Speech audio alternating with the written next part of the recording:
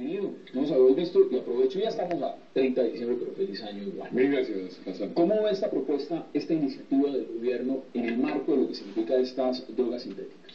Yo la veo consecuente con el planteamiento del presidente Santos en el sentido de que hay que revisar la política contra la droga. Y es una tendencia además mundial. Si se asume que el consumidor de drogas es un delincuente o es un enfermo. Y lo cierto es que la política de represión ha generado muchos más daños de los beneficios que se esperaban de ellas. En ese orden de ideas, ir despenalizando y poniendo orden en la casa es una señal de que la política debe cambiar y que no debe ser una política únicamente de represión. Congresista, bienvenido también, lo mismo. Feliz año porque nos habíamos visto. Gracias. ¿Cómo ve usted la propuesta? ¿Le gusta la propuesta? Este tema lo habíamos conversado ya con el presidente hace cerca de 8 o 9 meses cuando asumí la vocería de la bancada conservadora en la Cámara. Y desde allí desplegué o les puse lo que era mi óptica sobre este tema. Tengo algunas aproximaciones acerca del mismo, pero no puedo decir tajantemente que me gusta esta propuesta y lo vamos a exponer durante el desarrollo del presente panel. Por supuesto. Senador, bienvenido también y gracias, y feliz año también porque nos habíamos visto.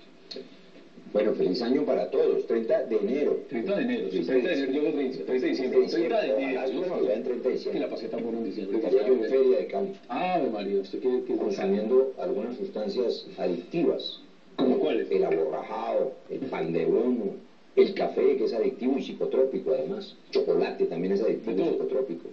El té, para que vamos entrando en materia, le quiero decir como primera apreciación, de acuerdo con Juan Manuel, el debate sobre la despenalización de las drogas es el debate más importante para la historia de Colombia y claro, un debate muy importante del mundo. Nuestra maldición son las mafias del narcotráfico y son las mafias de la cocaína. La única manera de quitarnos esa maldición es acabar con el negocio.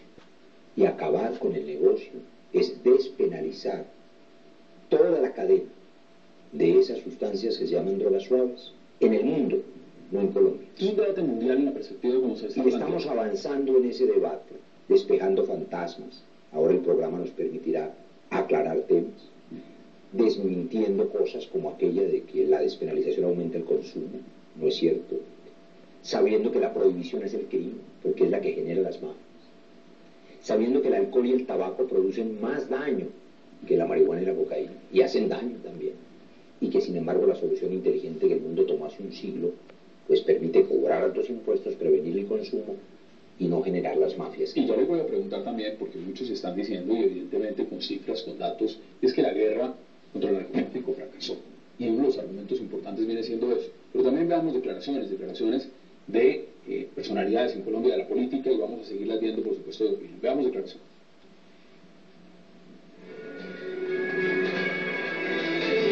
Lo que estoy reclamando es que esto se tiene que asumir es con una política de carácter integral, liderada por el Estado, con la participación de la comunidad médica.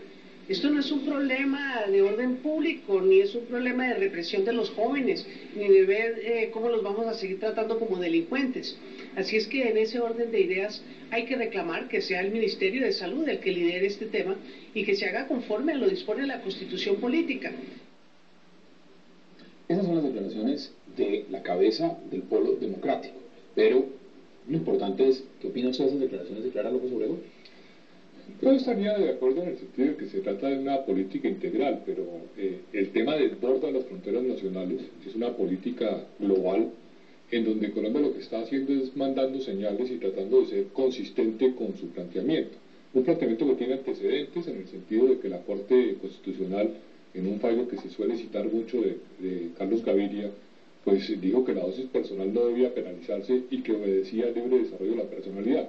Ahí digamos que podría uno hacer reflexiones de tipo técnico. A mí me parece que no es libre desarrollo de la personalidad, o no debería ser libre desarrollo de la personalidad, sino protección a la intimidad.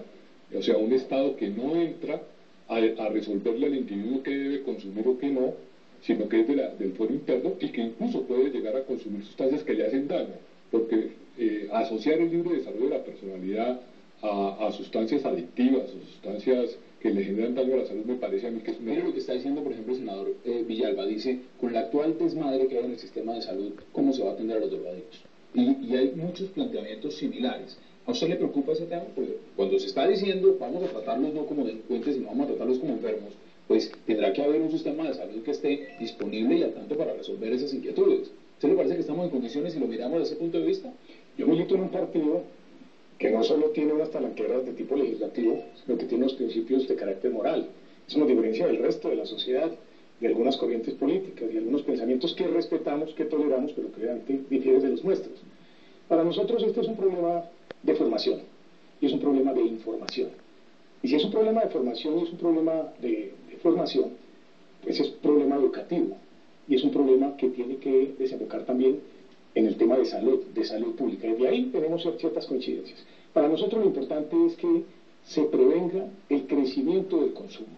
Y ese crecimiento del consumo no se puede prevenir si no hay acompañamiento de los más formidables formadores de una sociedad, que son los grupos familiares. Si la familia no tiene capacidad para enmarcar en el cariño y en la unidad, ilustrar a sus hijos sobre los riesgos, pues muy seguramente podremos tener normas de penalización, despenalización, etcétera, fórmulas terapéuticas, pero no tendremos nosotros cómo poder detener ese crecimiento. ¿Ustedes están de acuerdo con un sistema de núcleo familiar, senador? A ver, precisemos ciertas cosas. Me alegra oír al compañero del Congreso, el doctor Bocanegra, establecer esa diferencia. Yo creo en ella, que la diferencia de su colectividad, yo respeto mucho, es que tiene una posición moral frente al tema. Eso es muy importante saber, porque este no es un tema moral, es un tema médico, técnico, científico, si se quiere político. ¿Qué es médico? Pero si es un tema moral, pues ya es otra cosa. El tema moral es un tema religioso, el bien y el mal.